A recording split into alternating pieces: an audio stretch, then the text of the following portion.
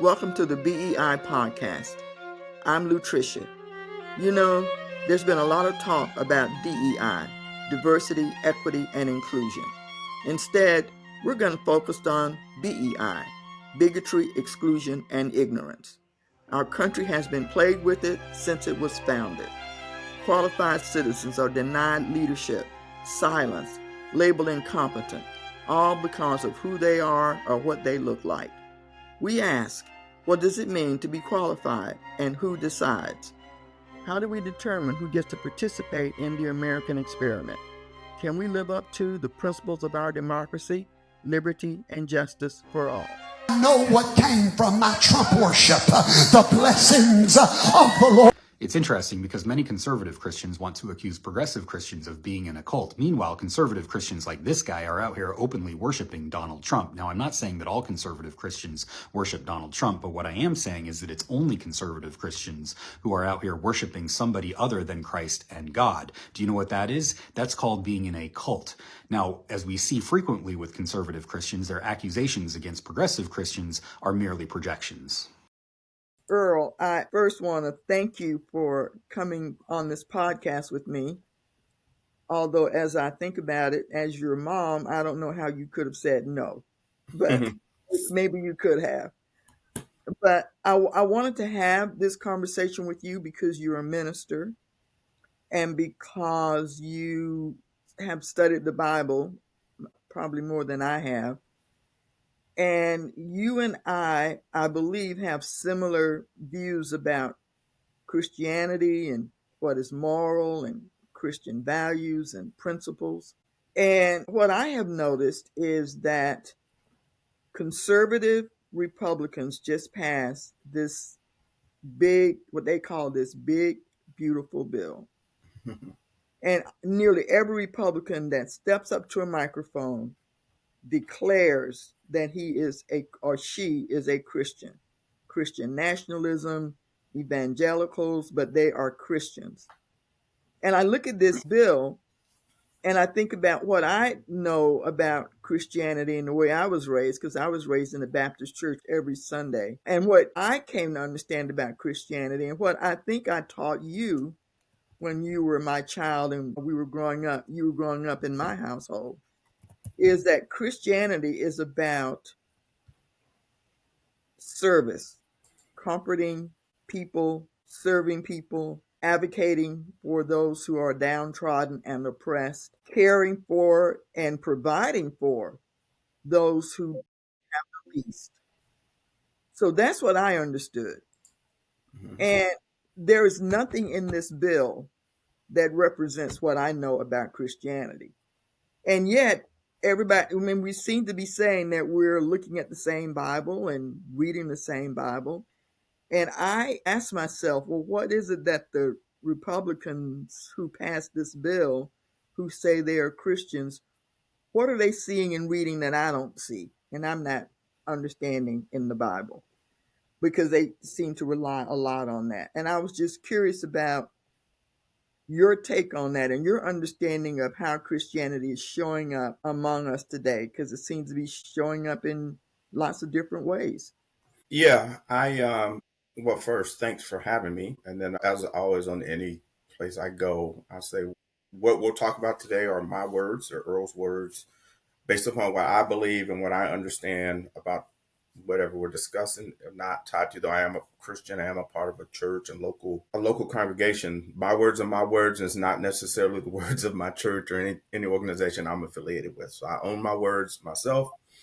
So if anybody takes offense to them, they can obviously just come to me. I'm not trying to be offensive. Now, yeah, I think when I look at and think about where we are in Christianity today, and then I think about the folks that profess to be Christians, I wonder, the Bible teaches us you know a tree by the fruit that it bears. And so I wonder, if we've got some folks out there claiming to be apple trees that are giving out oranges, which would mean you aren't an apple tree, right? But I don't profess or claim to know. If someone calls themselves a Christian, I take them at their word. But I do say, I do look at fruit. I do look at your actions and your attitudes, your policies and practices to determine whether you are living out what you say you are. And this bill I won't even focus on the bill, and the folks that are in support of this bill and who come out and talk glowingly about it, I do have my concerns. I also, and you and I have spoken in the past, I don't believe there's a such thing as a Christian nationalist. Like that, putting nationalists in front of it limits the Christian part of that. If you are anything other than Christian, then you are something other than Christian. I'm not a black Christian. I'm a Christian who's black, right? There's not white Christians, there's not Asian Christians. There are Christians who happen to be something. My Christianity is who I am first, and the other part of that just modifies the fact that I am a Christian. So this movement or this bend towards conservative Christianity, I just think is very concerning to me, because I just believe there is one Bible. And though, yes, two people can read a book and come out with two different bends or two different ideas of looking at it, but typically the foundation of what they talk about would be the same. The foundation of the Bible is rooted in love for others, love for Christ, God and Christ first, and love for others second. I mean, the greatest commandment, even in the Bible, when it asks, it says, what's the greatest commandment? He says, love the Lord your God with all your heart, all your whole, all your being. The second commandment is likened to that. It is to love your neighbor as yourself, right? So it means we shouldn't be doing anything to our neighbors that we wouldn't do to ourselves. We shouldn't be causing oppression or limiting their lifestyle or criticizing or doing anything that would not enhance their lifestyles, because we're supposed to be treating them as we treat ourselves. And so when I look at things like this bill, I look at some of the rhetoric that is being spewed over the media, especially conservative media. I question, like you, kind of what are you seeing in the Bible that supports this, and why is that all you see? And Mm-hmm. why aren't you seeing the other side of the equation, or at least the side that I feel like is more prominently pronounced in the Bible? I'm interested in difference I see with Black Christian church, and I know I don't want to label it that way because I Mm-hmm. agree with you, you're a Christian, Mm-hmm. but I grew up in the Baptist church. We learned about the spirit of the social gospel, which is, if you love me, Jesus Christ said, if you love me, you serve my people. And that, that guided the civil rights movement, which I joined when I was a teenager and learned more about it. It was what Dr. King talked about. We were guided by those principles as we made decisions about the campaigns and activities that we were going to be participating in. We were guided by those principles as we adopted the notion of nonviolence Mm-hmm. and that just peaceful nonviolence. And also, interestingly enough, at the same time that we were adopting those principles, we had the KKK over here with the church, with the Bible, saying they were Christians and they were on a crusade for Christ. And so it's a kind of weird kind of mind warp that is confusing to me. And I keep trying to make sense of it. And I don't want to, first of all, I don't want to claim that all Republicans who are Christians are not following Christ, because I don't want to claim that. What I do want to claim, though, is that the Republicans that I've seen in Congress that have been working so hard to pass this bill and calling themselves Christians, I want to challenge that. I want to challenge their notion of Christianity. What I worry about, Earl, is that you say you're a Christian, therefore that gives you a lot of space to act and say things and put things out there behind the name of Christianity. Mm-hmm. It's not Christian to do this. It's not Christian to do that.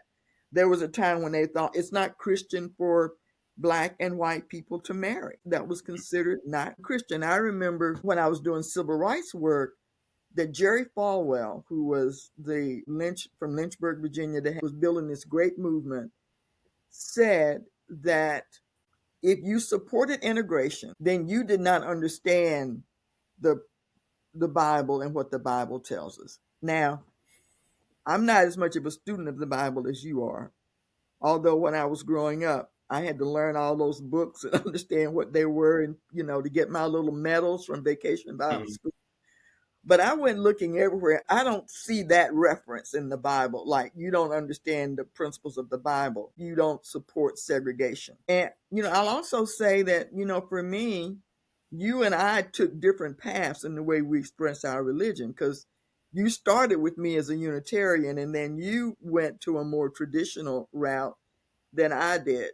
But even with that, we understood, the inherent worth and dignity of all people. And so I keep trying to reconcile and understand how the people who wrote this bill are using Christianity to advance the goals and the dreams of this nation, this country. We are one people under God, with liberty and justice for all. So how do they reconcile that? And how do you reconcile a white hood and killing people and calling yourself a Christian? That's kind of where I struggle a lot. Yeah, well, I think for me that's be a point of struggle for me, and I would clearly push back on Jerry Falwell or anyone who said that if you support segregation, you don't understand the Bible and his stance on interracial marriage, because the Bible clearly teaches and talks about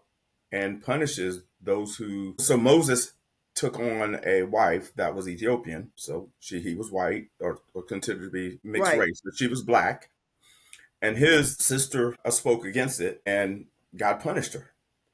Right? The Bible story teaches that he struck her with leprosy, until they repented, and then he removed it. And I think the premise behind that was the fact that we shouldn't be speaking out against lifestyles or races. We shouldn't put our own thoughts into what God calls righteous behavior. Right? That is a preference. If you choose to be someone who's black and marry someone's black, God bless you. If you choose to be white and marry somebody's white, God bless you. If you choose to be white and marry someone's black, God bless you.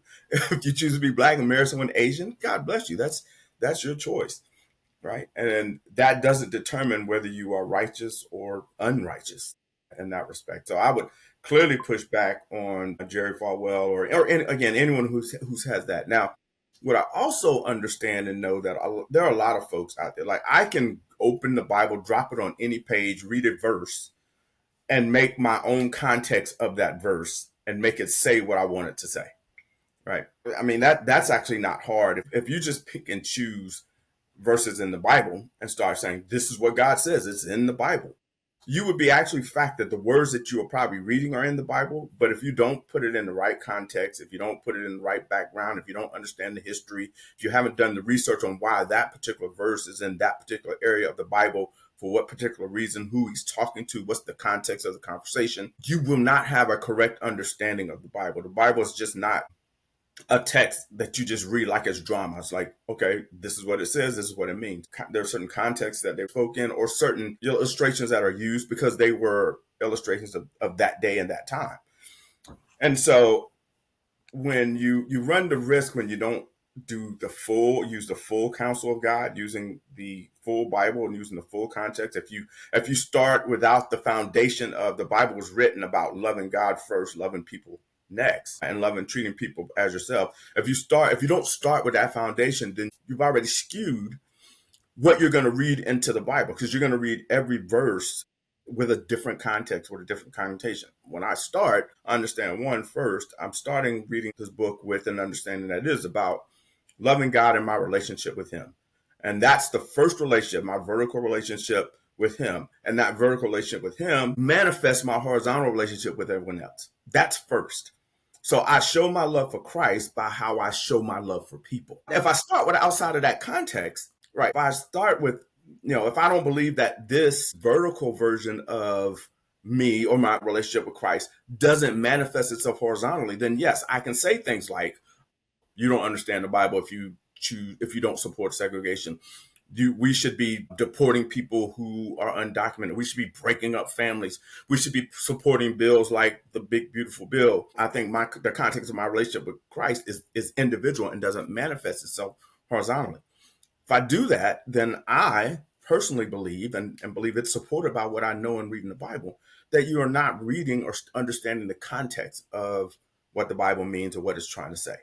And I worry that some of that's sort of intentional. Like you use the Bible as an excuse to do harm, to Mm-hmm. hurt people, and also maybe even to comfort yourself. Like, Mm-hmm. you've done this thing. So you label, like, for instance, the struggle we're having around immigrants. I Mm-hmm. mean, Donald Trump comes out and immediately labels these people. They're thieves. They belong to the gangs. They are committing all these crimes, although every bit of data tells us that's not true. Mm-hmm. Every bit, every bit. And yet these are the criminals. They're coming out there in our cities, and they are roaming around, and you can't find them, and they're doing all these horrible things. Yeah, they're And eating dogs and cats and all of eating this. dogs and cats, all kind of crazy. And it's on us as Christian human beings. And here's the part that's interesting to me that I want you to talk about, which is, you mentioned Christian nationalism. And I was watching this documentary because I was doing some research for this program. So I was watching Christian nationalism because I'd heard a lot about it. Marjorie Taylor Greene came out and proudly announced that she was a Christian nationalist.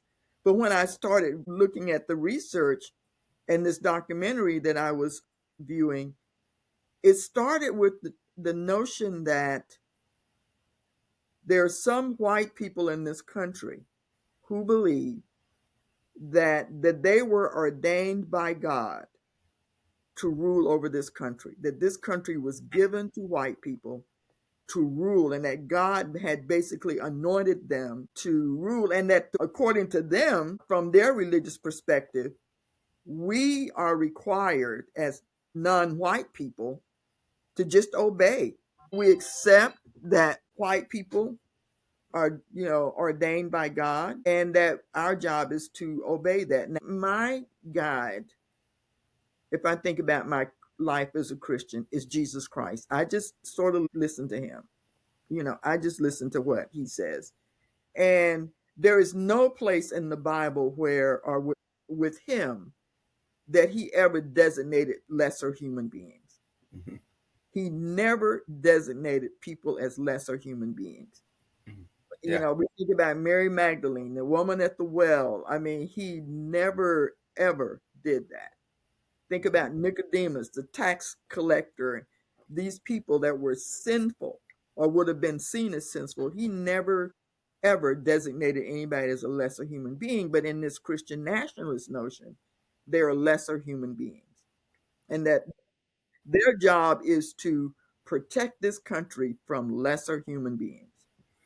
Yeah, and it's interesting because the Bible also teaches that God uses the weak to confound the wise, or uses a lesser to confound the greater in knowing context. And so you're accurate in your depiction. I actually would say, when folks like Marjorie Taylor Greene say things like that, or Christian nationalists that view the white superiority, I would say I wonder where you get it from, because actually God's chosen people are Israelites.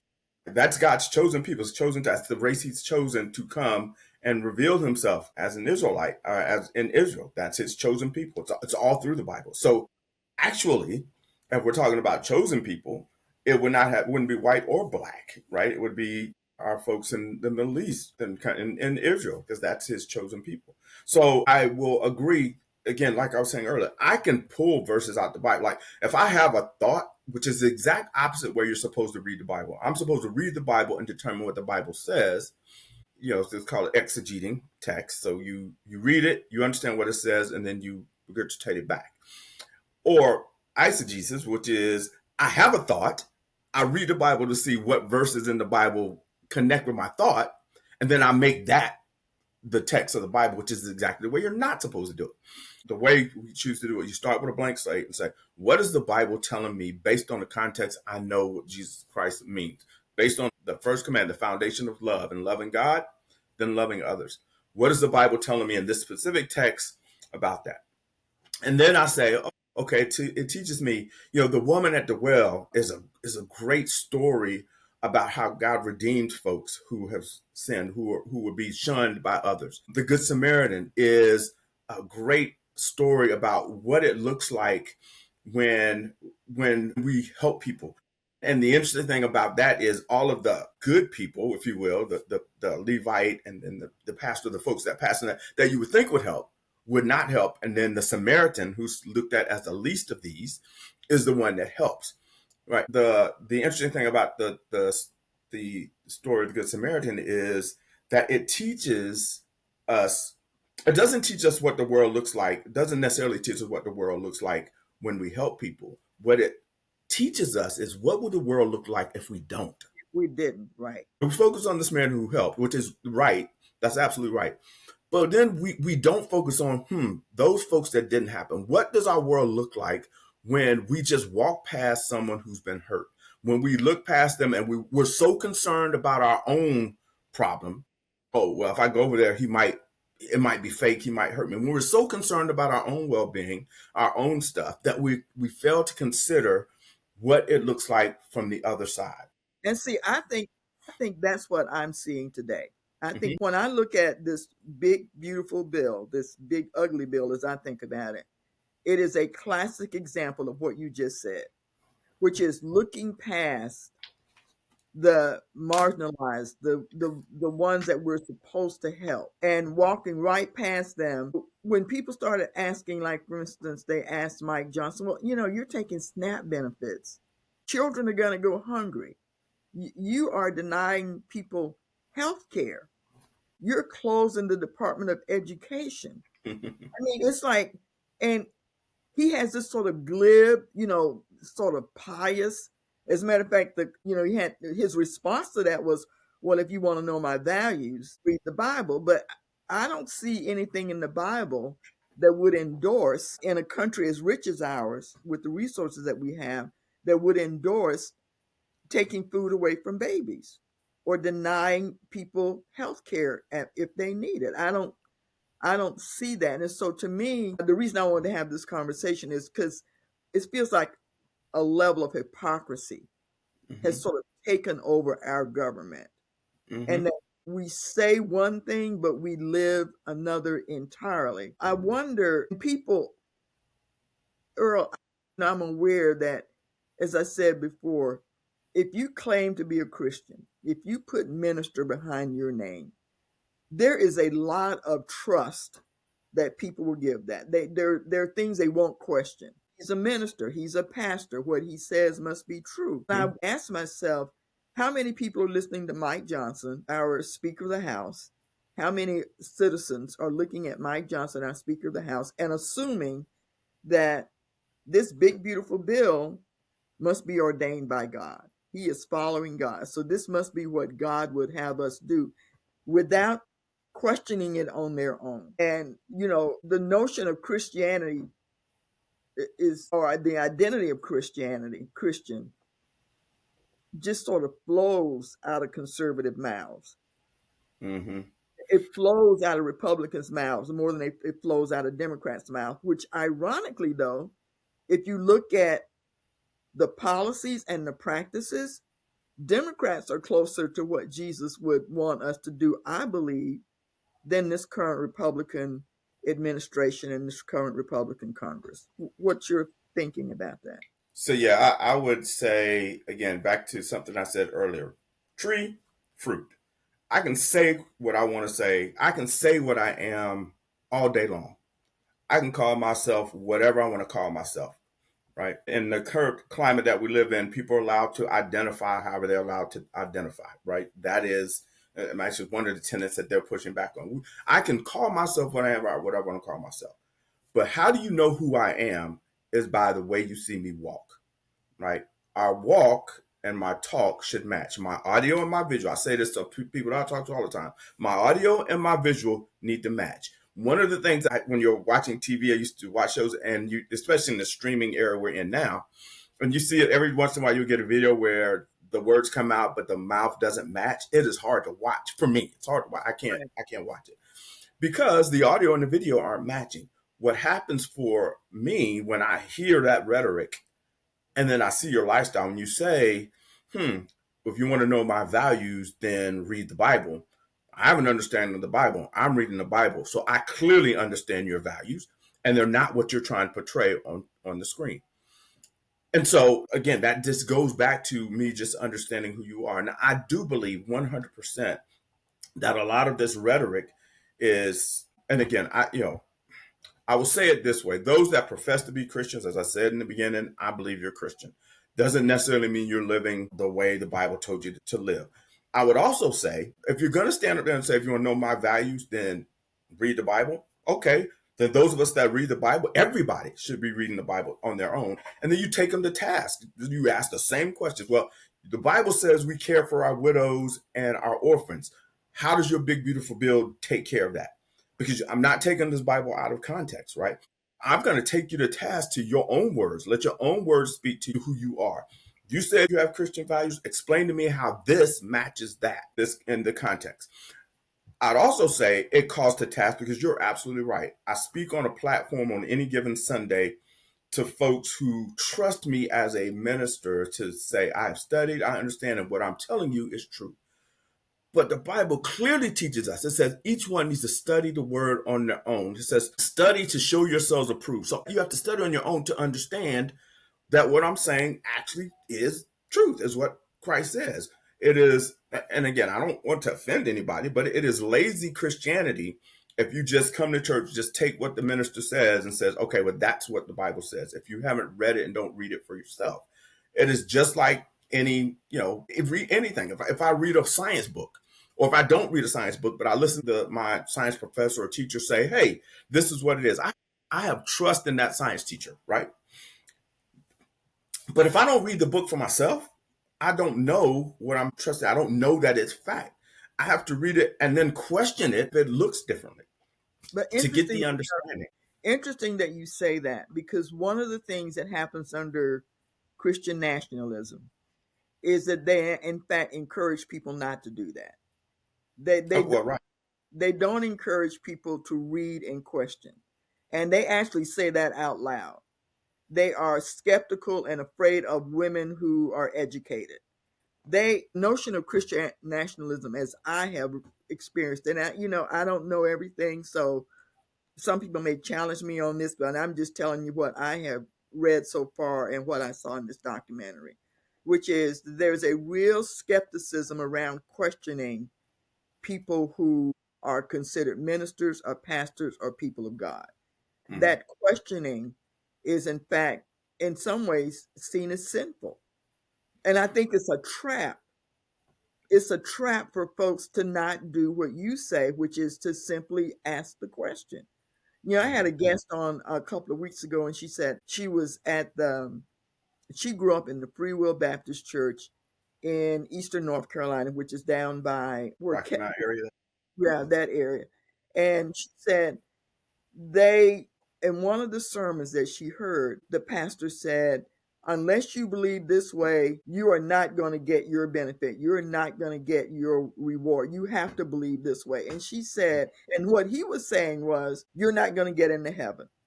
Mm-hmm. And she said, something about that just didn't sound right. That you were just like, what, eliminating whole groups of people because they didn't carry your point of view about this? And I think that's the thing that sort of, for me, lifts up the hypocrisy. And I think it sets us up as a country to tolerate, even though we say we're Christians, to tolerate cruelty and mistreatment and bigotry and exclusion, which is what this program is about. But it sets us up to tolerate some of the worst instincts of humankind and then call that Christianity. If I tell you, or if I ask you, if I come in front and say, hey, you got to take what I say for what it is and don't question me, that is because, my opinion, that I can't prove what I'm saying is fact.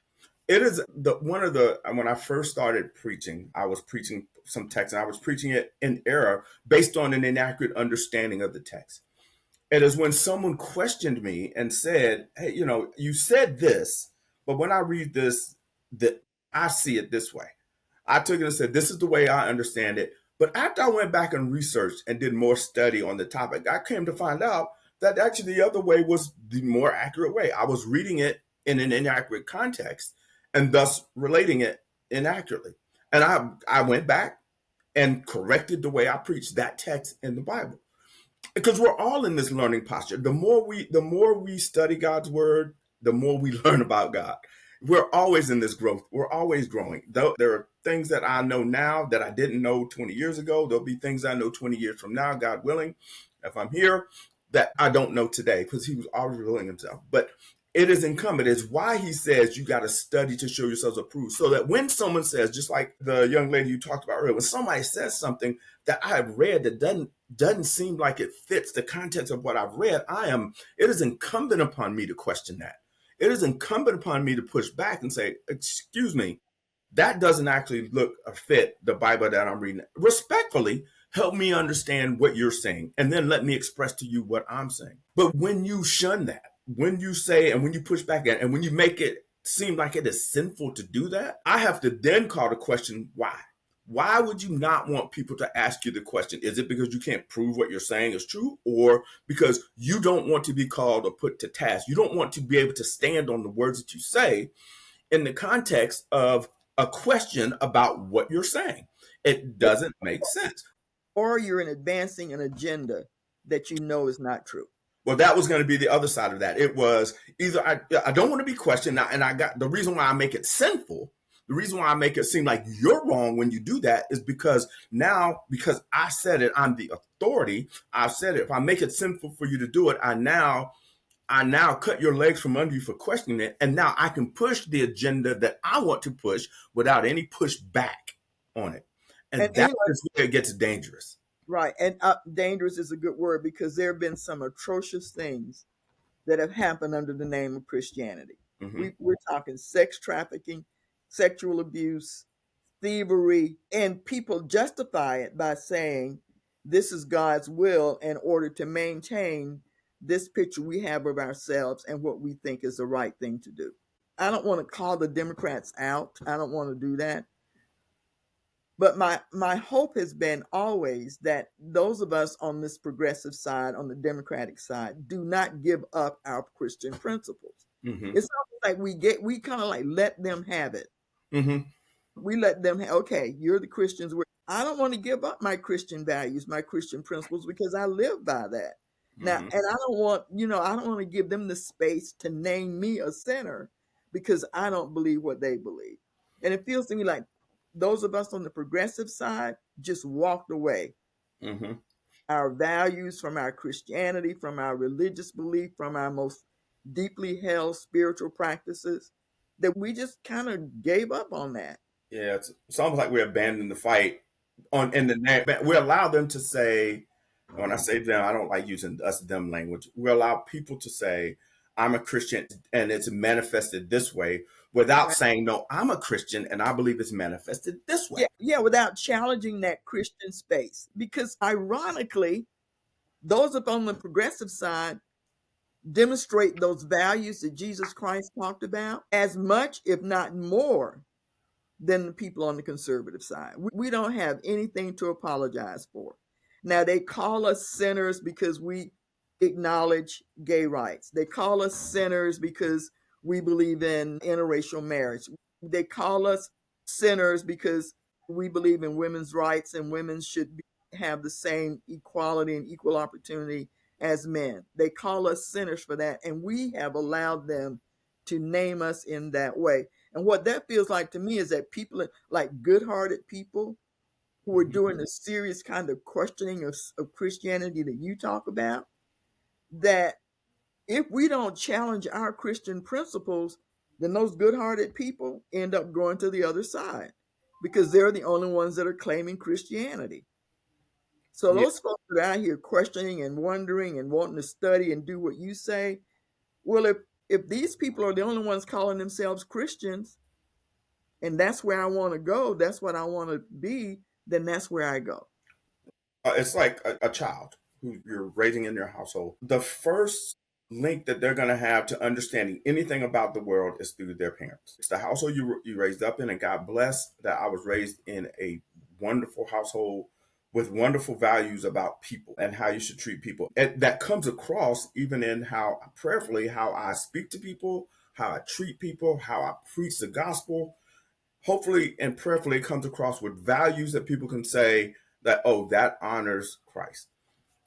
But you learn that is It comes across in how you raise your children as well. so that's where it starts. So it starts here, and then when I get to the larger context, as you start going to school and you start interacting with folks, now things that challenge, and this we all go through. This is what teenage life is like. I didn't understand. I owe you a lot of apologies for my teenage years, right? Because I was a classic teenager. Because you get out there, and now all of the values that you were raised with, you're challenged because you're now getting inundated with other values. Other people say other things are moral, and then you come back home and say, well, I'm hearing this, I'm hearing that, and or you try to manifest the things that you like, and you start going that. But then that foundation always brings you back to the center. It is, this is what I know to be true. It is where I am focused. And so it's who my core being is, who I am. That you've internalized. Right. It's what you've internalized, And right? so we're teaching folks differently. Like we're teaching I believe we are creating an environment where people are learning, or when they're not challenging the other side of what they were taught when they were kids.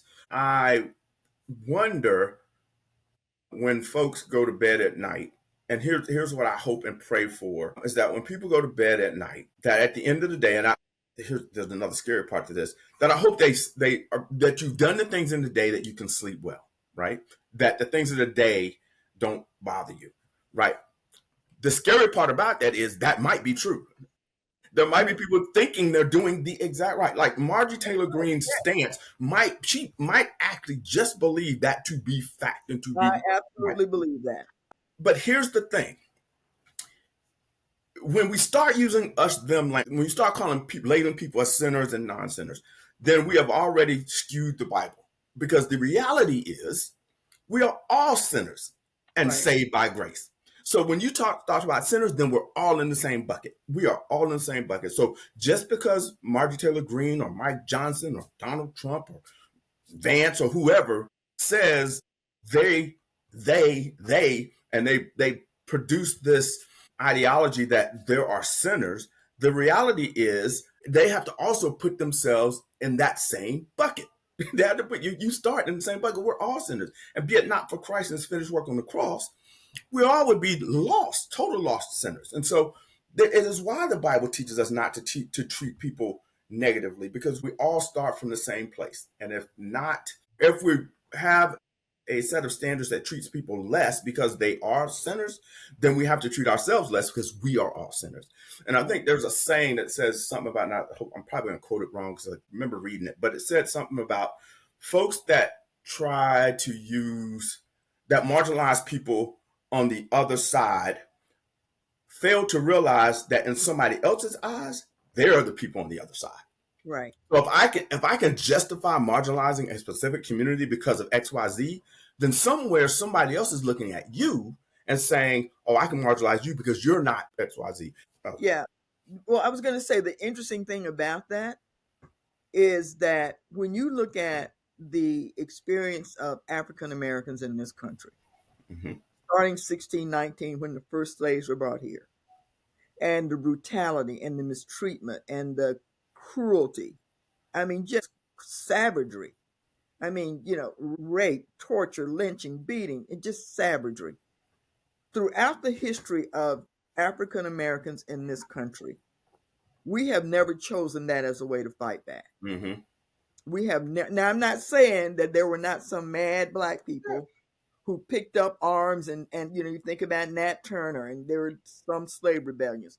But as a people, generally speaking, in the larger context, Black people have not chosen that way of violence to deal with the problems with white people. Now, part of it might be that we know or understand, which is what I think Dr. King understood, is that nonviolent, peaceful resistance is more effective, but we would never be able to match the bullets and the guns that white folks had. Bullet for bullet, we lose.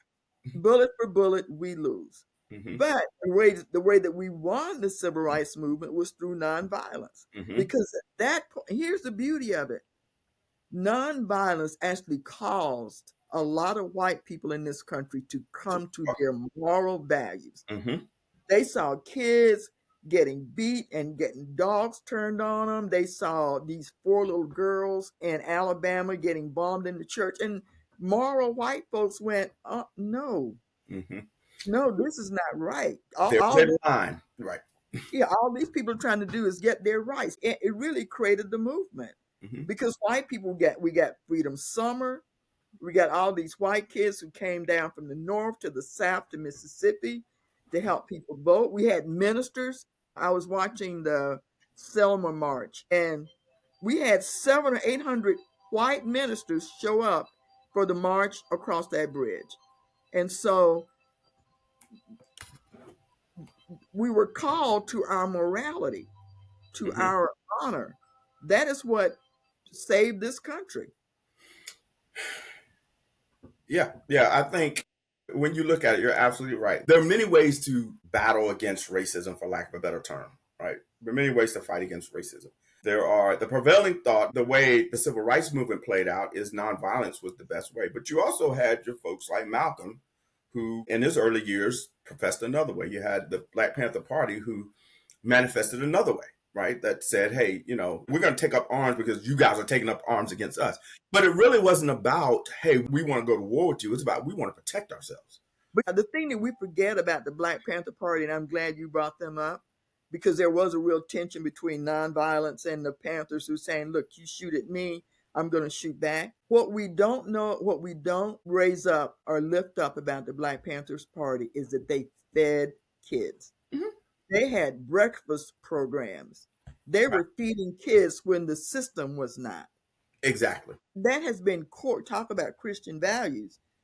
That has been core to our work in the Black church, is that we feed people.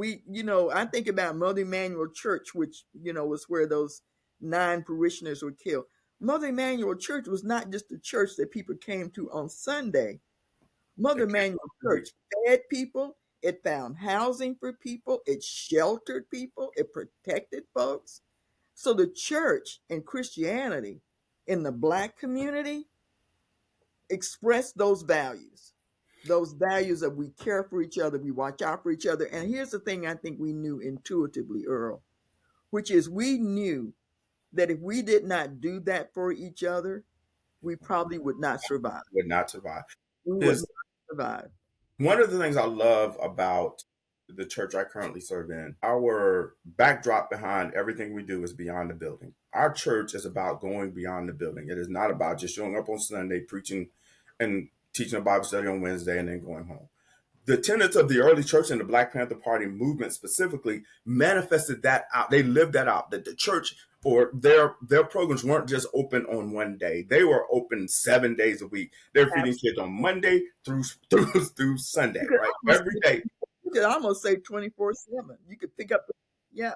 But they were more closely, like they're not considered a Christian organization, but they were more closely manifesting what the Bible says we should do and how we should treat people than folks that were professing, and then the white dominant culture at that time professing what Christian cultures should look like. So they were actually living it out as opposed to just talking about it. And even in scripture, it talks about that when, I believe when Peter or Paul and Peter were having some words with each other about how they manifested their Christianity. It says, he was talking about, well, are you Christian because you say you're Christian, or you're Christian because you do Christian things? And verse says something like, is it someone who says they're Christian or doesn't profess to be a Christian but does Christian things? Is he more of a Christian than someone who professes to be Christian and yet doesn't do Christian things? Right. So if you're not actually doing what is clearly portrayed in the Bible, are you really a Christian? Like, it's why I go back to that when we started talking about white Christian nationalism. And to me, it's just either you're doing the things that are Christian or you are not. And I don't have to put any text or any context on who I am as a Christian. I am a Christian, and that's all I am. I just happen to be a Black man who's a Christian, but I'm a Christian. Right. So I try, and I'm not perfect by no stretch of the imagination. I do as much wrong every day as I do right, probably. But my goal and my heart is that I leave this world better, and I got this from my mom. I leave this world better than I found it. That is the tenet of the foundation of everything I do, the work I do in the community, the work I do with youth and kids, the work I do with social activists and with the advocacy work that I'm involved in, it's all about, can I leave this world better than I found it? I don't shun that at all. I got that value from you. This world doesn't owe me anything, but I owe it. I have a responsibility to leave this place better than I found it. That is the foundation of anything I do. I won't take a job I won't stay at a job that doesn't allow me to work in that context, that doesn't fit my moral standards. If it doesn't allow me to leave it better, I can't do it. It doesn't work for me. Right. And paradoxically, what you just said has triggered a thought in me, which is your focus as a Christian to do as much good as you can for as long as you can, for as many as you can? Mm-hmm. Or is your focus as a Christian is to get as much as I can for myself and don't bother about anybody else? Right. I think there's a problem where, so our country is a capitalist country. So in our mindset, we are about making money and getting bigger, getting more stuff, having savings, all of the things. There's nothing wrong with that in itself, unless I'm hurting people to do it. Right. If I am pushing people back, holding people down, doing things that promote me while diminishing others, that is inherently sinful, right? If I am oppressing you so I can uplift me, I am the one that's in the wrong in that moment. And right. The tenets of the gospel said we don't do that, right? We are about everybody lifting up. We have this scarcity mindset that if you have, then I don't have. Where if we change the mindset, there's enough for everybody, right? I think I saw this somewhere. It said, oh, I got this from this movie, and it's not a Christian movie. It's a movie called In Time, but there was a line in the movie, and they had used time as a value of the system of value rather than money. And what he said was, basically, if you had enough money, you could live forever. If you had enough time, you could live forever because time is money. And so they were saying that no one should live forever. One person has to die. Nobody should live forever if somebody has to die. And in the same context, you attribute it to money. Nobody should be a billionaire if somebody else has to die for you to be that. Or it's going hungry because it's going hungry. And that's what the big, beautiful bill says to me. It says that, yes, this group of folks are going to get richer while oppressing this other group of folks that are going to, whoever are the marginalized community of that. And that bothers me.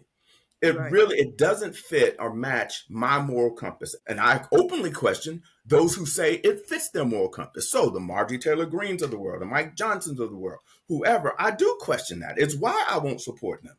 All right, politically. It's because, I don't consider myself a Democrat or Republican. I am just a voter who votes based upon what I see. Believe me, your morals and your standards and your character weigh a whole lot more than the words you say. What I see you do weigh a whole lot more than what you say. You can tell me you're a Christian all day, and I'll tell you I'll believe that you're a Christian, but it doesn't mean you get my vote. It is why I'm not a Democrat. It's why I'm not a Republican. It's why I don't profess to be either one, because you're not going to just get my vote just because I'm affiliated with your party. Let me see what you say. Let me see what you do. Then I will vote. Until then, I think, to me, that's the responsible way to do it. That's just the way I've chosen my life. If someone chooses to do opposite, God bless them. It's the way I've chosen to do it. And I grew up as a Democrat. I grew up, and typically I vote Democrat. Typically, but that's because morally, and the values and the ethics of the Democratic Party seem to support more of the things that I agree with morally and ethically. Right. So I really appreciate your coming on and having this conversation. My purpose in talking about Christianity is because I'm interested in the moral life of this country and this society and the way we're going. And I don't think we talk enough, and I don't think we challenge enough these ideas about who's Christian and who's not, and what those Christian values mean and what those Christian principles are. And I want to foster a conversation, and I'm really hoping we can get people to think about, well, what does it really mean to be a Christian? What guides you? What's your baseline for that? Because the baseline that even the people who are creating this big, beautiful bill say they follow Jesus Christ. Mm-hmm. Well, if you do, then I don't know how you can create that bill. Mm-hmm. I don't see how that bill can be a part of your value system, your practice, your process, your work as a leader. So thank you, Earl, for coming on and having this conversation. I always love talking to you, and we talk a lot about this stuff. And so thanks again for being here. Thanks, Mom. I enjoyed it, loved it. Thank you for Yeah, having me. yeah. And I Thank will you. see you soon. See you tomorrow, actually. You'll see you tomorrow. Bye.